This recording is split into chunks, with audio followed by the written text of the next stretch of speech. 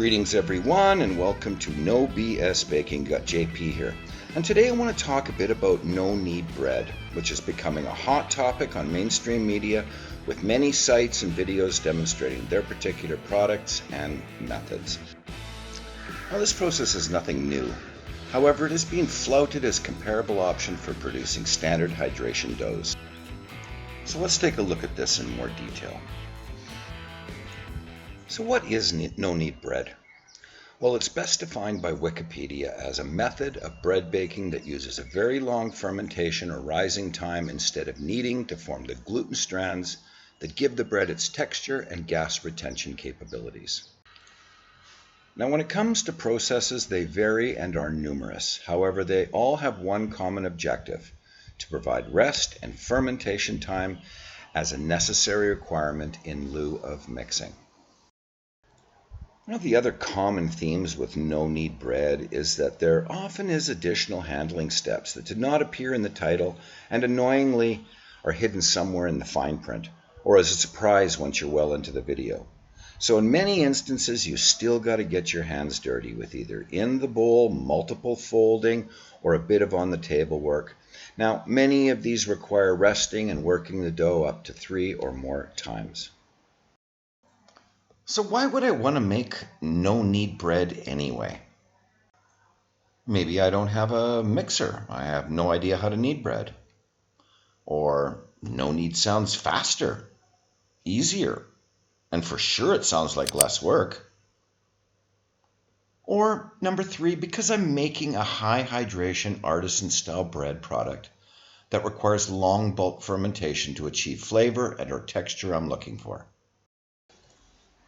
Let's talk a bit about the products themselves. Now, beauty is in the eye of the beholder, right? So if that's the case, then who am I to say what's good and what isn't? However, here are some thoughts I have based on common themes I see with respect to finished product. So here I've listed some of my personal observations regarding no knead breads. Irregular shapes are common with random cracks and often discoloration of the crust.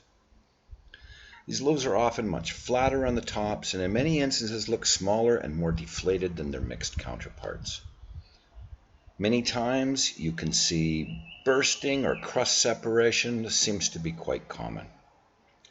Crumbs are often dense and in some areas and may contain gaping holes in other areas that penetrate multiple slices of the bread.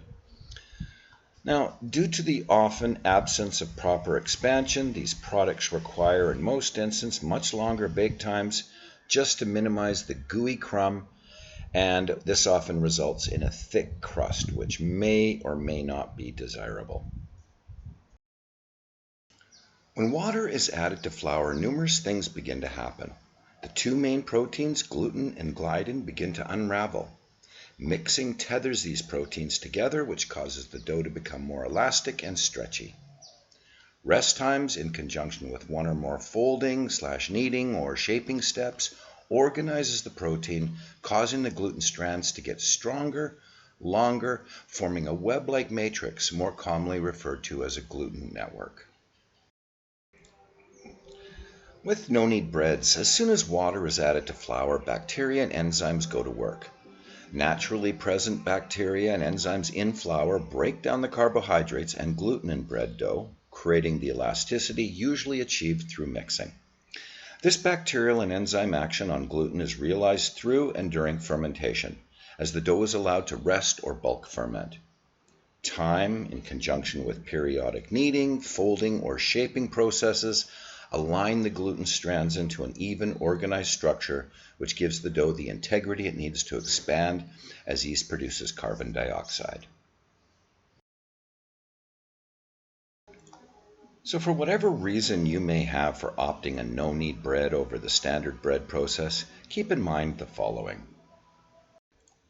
It is unusual to see no knead bread product that really stacks up to a traditionally processed bread product. It's never really better, but maybe sometimes close. No matter how you dice it or slice it, most no knead bread recipes that, once again in my opinion, produce a decent product, they require some additional handling steps and usually additional time to achieve good results. And this is why many of the no-knead recipes and processes that in my opinion produce the nicest product use an overnight or longer refrigerated bulk ferment. Now, you have many channels and web resources with catchy titles like Make Bread in 10 minutes or Bread in under 2 hours, etc., etc. Now this is really just smoke and mirrors, or what many people know as clickbait. Can you make a loaf of bread in 10 minutes? Obviously not. But you can make a loaf of bread with very little actual direct handling time. Can you make a loaf of bread in under 2 hours? Of course, but this often doesn't include the cooling time most breads need after baking. When it comes to speed, the fastest bread to make is the no-time dough method, which from flour bag to finished baking is well under 2 hours. However, even this process is usually 2.5 hours to the table. On about in previous videos, the overnight proof or refrigerated bulk ferment seems by far the method of choice for no-knead enthusiasts that produce the nicest no-knead bread I've seen out there. As a matter of fact, it seems to work amazing for every bread method and is my personal go-to for most all the products I make at home. This processing method gives lots of natural conditioning through slow fermentation and amazing flavors. So if you have a mixer, why not use it? I did it for this test. Part of the dough I just mixed on low speed until the dough came together, and the other part of the dough I gave only 1 minute of mix at number 2 speed. So as you can see, 1 minute made a big difference to the smoothness of the dough. If you're kneading by hand and really just don't like it or have trouble with your technique, fear not. Just try to work the dough by folding it over and over for at least a minute or two until the dough becomes a bit more smooth. This extra care after overnight fermentation will produce a dough that is conditioned much better and is much nicer to work with. Trust me.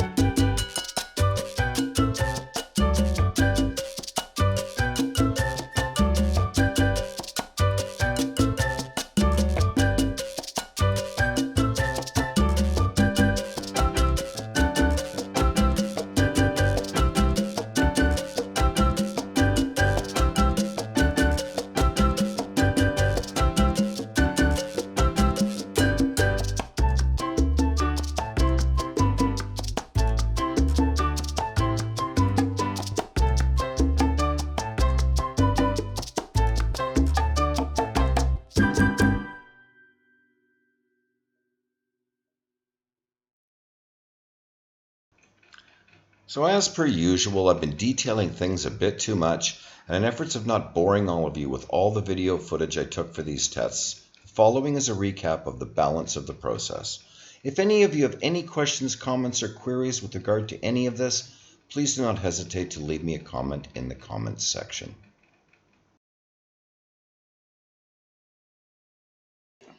These were the dimensions and weight of the dough for each sub-bun before proofing. I proofed all the doughs to approximately 4.75 centimeters as I did not want to go much more, as I didn't want them to be flowing over the lip and creating wings on the side of the bread. Sample 1 and 2 took about 20 minutes longer to achieve the same proof height, but I guess this was to be expected as they were much tighter and not nearly as conditioned and extensible as sample 3. They all got good oven spring and finished off almost at identical heights. The crust of the no mix burst slightly in erratic locations, but it was minimal and almost unnoticeable after it was cooled. Now the first two breads had some slight discoloration on the top crust, but once again it was minimal.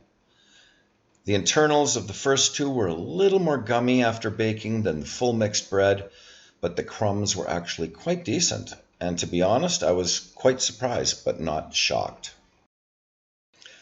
The power of long fermentation periods are well understood by bakers and have been used for centuries to improve and condition the eating quality of bread products and create internal characteristics that have become synonymous with artisan breads and rolls. I will admit that I was pleasantly surprised by the products that I produced. Are they as good as products produced traditionally with mixing or kneading? I would say if you look at the big picture, no. If I had physical issues and no mixer machine, then I think this method is definitely a viable alternative. Likewise, this process is nothing new. Sourdough and various other long fermentation style products have been using this method for ages. Where I have the problem is that this process is being sold as some type of shortcut for making standard breads like no knead sandwich bread. I mean, come on. This process is not faster, it's not really easier, or does it produce better or even, in my opinion, comparable product to traditional baking practices. For any of you that have dabbled in sourdough or other high hydration breads, then you know that there is usually much more skill required. There's more handling steps, and the successful ones have a good or at least a better understanding of their ingredients and the expected performance from these ingredients they can expect. They have worked with this process and have gone through much of the learning curve and disappointments and successes that come with this style of baking. As I mentioned, there's a lot of products that simply become just more difficult to make using this process. Well, to make it nice anyway. I mean, you don't need to look very far to see no knead standard type breads like sandwich pan bread, funny looking, low volume, misshapen, wholly, super dense or gooey. They're everywhere out there. Don't get me wrong, I totally understand that in a number of countries this method and the products made using it may well be an age-old way of baking that goes back centuries. I am cool with all of that.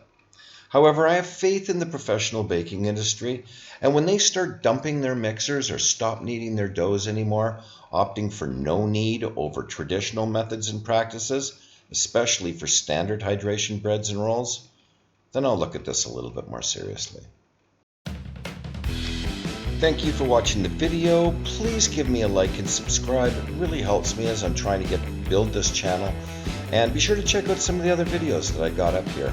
Until next time, see you. No BS Baking.